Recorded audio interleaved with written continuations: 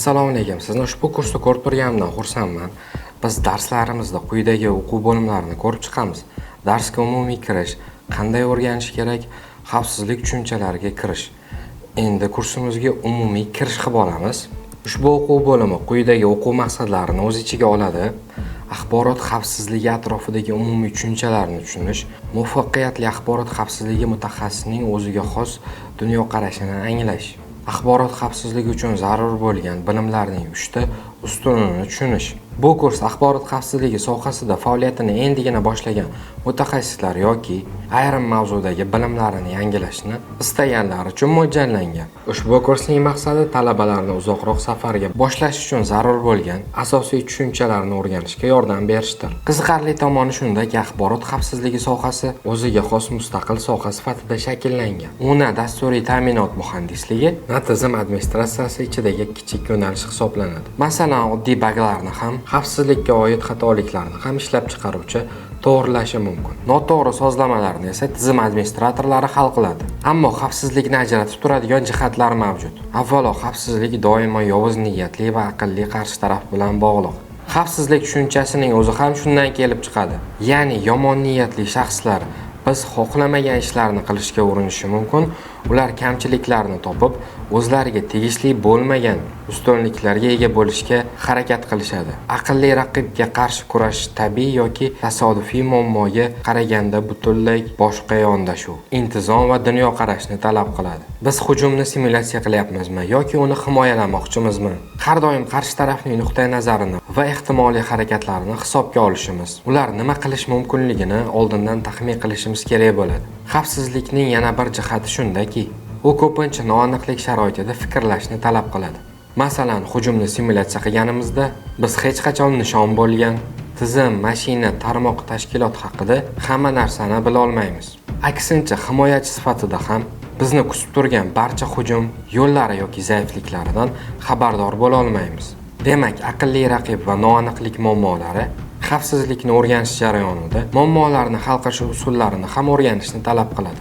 Ayniqsa bizga o'z ko'nikmalarimizni o'rganish va qo'llashda yordam beradigan maxsus dunyoqarashni shakllantirish muhim.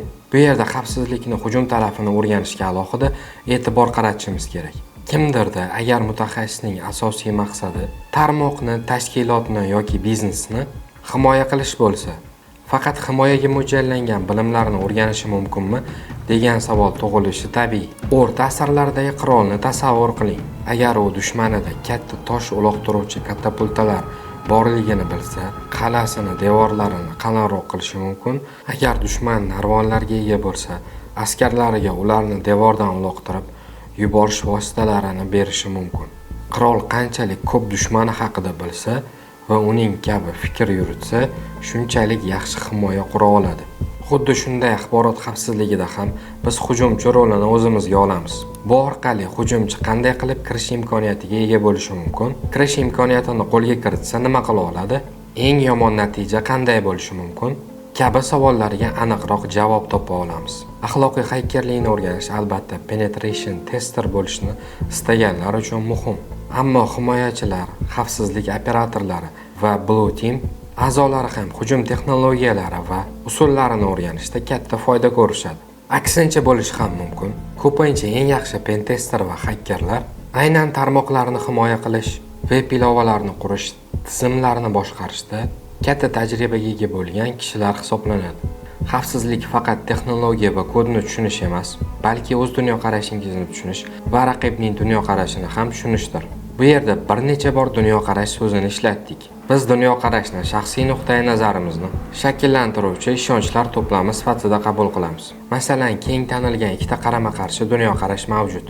Birinchisi fixed mindset, ya'ni qat'iy dunyoqarash. Odamning iste'dodi yoki qobiliyati qanday bo'lsa, shundayligicha qoladi. Uni yaxshilab bo'lmaydi degan ishonch. Ikkinchisi growth mindset, ya'ni o'sish dunyoqarashi. Aql qobiliyati moslashuvchan va rivojlanishi mumkin. Vaqt o'tishi bilan inson o'z o'rganish imkoniyatlarini kengaytirish mumkin degan fikrlash.